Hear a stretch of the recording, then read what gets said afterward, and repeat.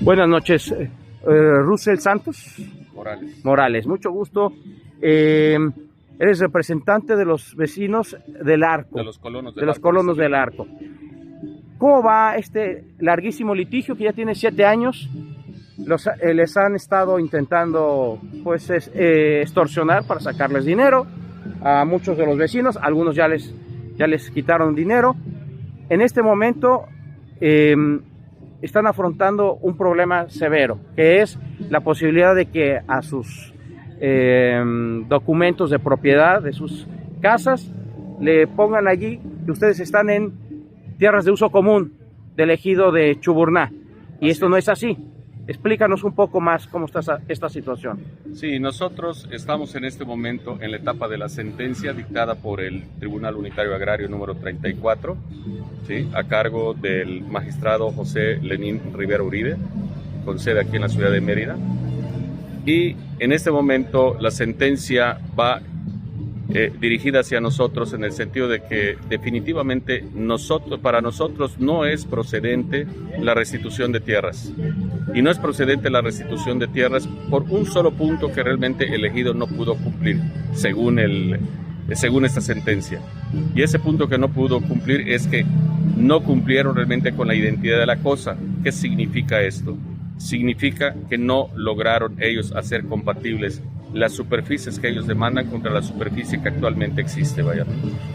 Se están apropiando de 3,000 y tantas hectáreas de más. En este momento tienen 3,400 hectáreas de sobregiro, es decir, se están apropiando realmente de 3,400 hectáreas que no les corresponde, y todavía sí siguen molestando a la ciudadanía diciéndoles que les hace falta realmente que se les pague las tierras que en algún momento, quién sabe en qué momento, bueno, no les fueron pagadas, ¿sí? Además, digo, todo esto se origina, según ellos, en el año de 1930 y tantos. O sea, estamos hablando de... En realidad a ellos se les hace 2 dotaciones.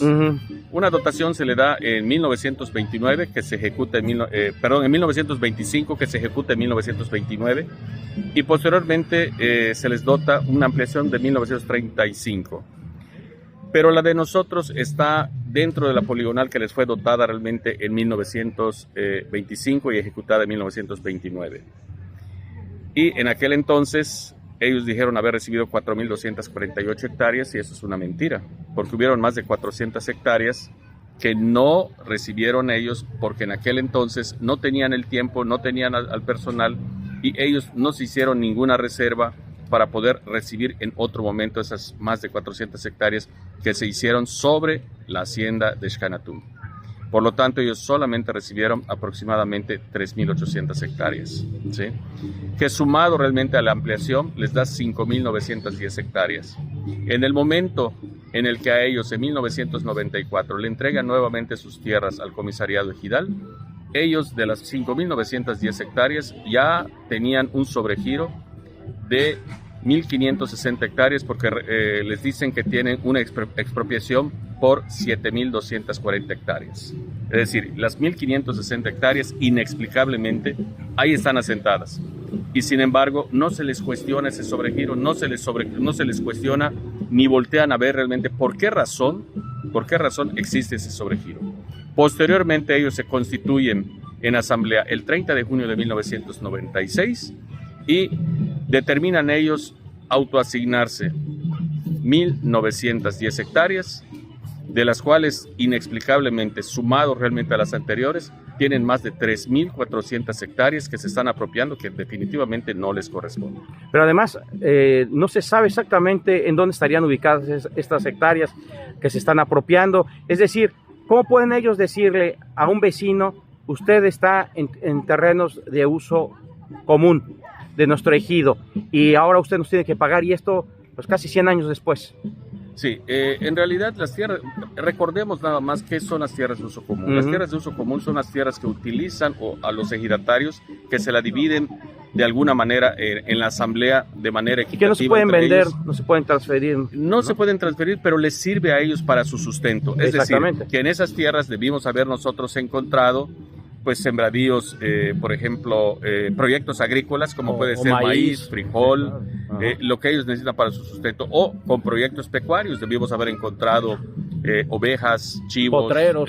Pero no había nada de eso. Absolutamente nada, todo realmente era monte. Sin embargo, hay un sobrevuelo de noviembre de 1995 que nos entrega realmente el INEGI, y en ese sobrevuelo se ve claramente que más del 95% de las tierras que ellos dicen que es de ellos, vaya, ¿no? Que no existe porque hay un sobregiro, ¿sí? Dicen ellos que eran tierras de uso común y que no se dieron cuenta que nosotros teníamos ese asentamiento en aquel entonces.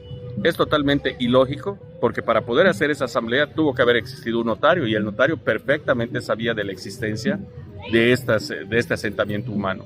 Y todas las personas que participaron allá, que es Procuraduría Agraria, el Registro Agrario Nacional y el mismo Comisariado Ejidal de aquel entonces, por supuesto que estaban enterados de que sí existía ese asentamiento allá, porque no era una colonia nueva. Es una colonia que se inició en 1974. Es decir, estamos prácticamente a más de 22 años de haberse iniciado realmente esa colonia, para que vengan a decir que no existe absolutamente nada. Y tan es así que cuando hacen sus planos de 1996 para justificar la existencia de esas tierras de uso común, declaran ellos que no había infraestructura, que no había asentamientos humanos en esa zona, y el sobrevuelo dice lo contrario. ¿Cómo ves? Además, ante todo esto, ¿cómo está actuando la autoridad federal? Es decir, el Tribunal Unitario Agrario, el magistrado Lenin. Bueno, en este caso el magistrado nos da una sentencia, como les decía yo en un principio, en donde dice que no es procedente la restitución de tierras, pero por otra parte dice, sin embargo, yo les digo a ustedes que sí se encuentra dentro de tierras de uso común, y por lo tanto les tienen que liquidar a estas personas 130 pesos el metro cuadrado de tierra, ¿sí? Y esos 130 pesos el metro cuadrado de tierra que están pidiendo realmente que se liquide, ¿sí?, no es procedente, porque ya dijimos que esas tierras no existen. No existen, no existen. Entonces, ¿cómo es posible, para empezar, que se haya dado cuando menos esa sentencia para decir estás en tierras de uso común? ¿En qué se basó si no existen las tierras? No existe manera de justificar que esas tierras existieran en ese momento. Ya no existían esas tierras. No es posible. Es más, el ejido de Chuburná, lo reitero nuevamente, Eduardo, no existe absolutamente un metro cuadrado al día de hoy. Sí, ya no existe. No existe. Lo único que tiene el ejido de son calles asfaltadas y casas. Es su casa ejidal. Es lo único que le queda a ellos. Es lo único que le queda. Y entonces en este momento yo creo que deben de dejar en paz a la ciudadanía, ¿sí? Y en este caso tratar de terminar con este asunto, que es aberrante realmente lo que nos está sucediendo, porque a pesar de que ya demostramos que no existen las tierras, no se atreve ni siquiera la autoridad a preguntarles a ellos, oye, ¿por qué tienes este sobregiro? Vamos a investigar este sobregiro. Y a cambio de ellos, sí, para que a nosotros nos puedan obligar a hacer esto, se va a proceder realmente a hacer una inscripción en el registro público de la propiedad, en donde se dice que en cada uno de los títulos de propiedad se inscribirá que nos encontramos en tierras de uso común. Totalmente ilógico, claro, incompatible, aberrante, insultante. ¿Y ustedes qué van a hacer?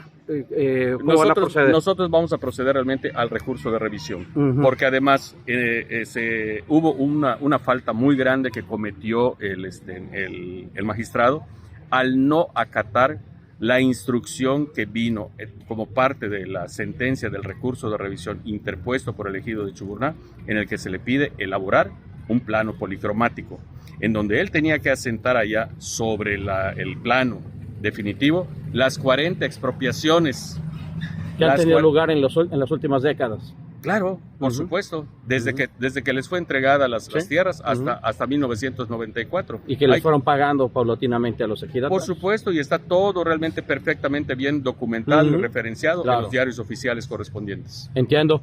Bueno, pues seguiremos dándole seguimiento a este tortuoso asunto.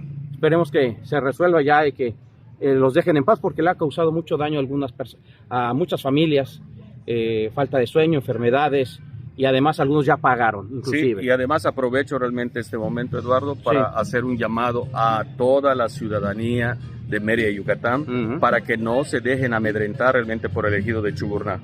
Aclaro, cualquier persona que desee que se acerque con nosotros, Estamos nosotros en la calle 18, ¿sí? Del fraccionamiento del Arco, que se acerquen con nosotros a preguntarnos, con mucho gusto les compartimos información para que ellos se den cuenta de que no tienen 1 metro cuadrado, no les asiste la razón para nada, no permitamos que hayan más atropellos en contra de la ciudadanía emeritense. De acuerdo, muchas gracias, Russell Santos, eres muy amable por platicar con Infolliteros.com.